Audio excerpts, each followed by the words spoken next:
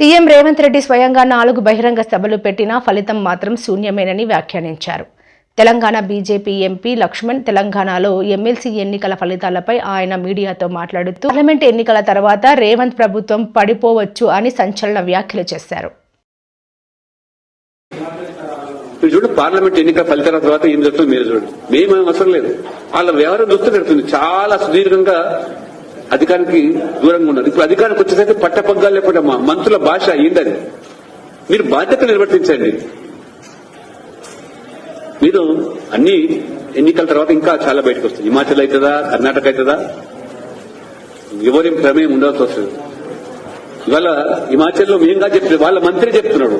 రేపు అదే పరిస్థితి తెలంగాణ రాదనడానికి ఏమి మీకు అనుమానాలు ఉండాల్సి వస్తుంది. వాళ్ళ పరిస్థితి అది.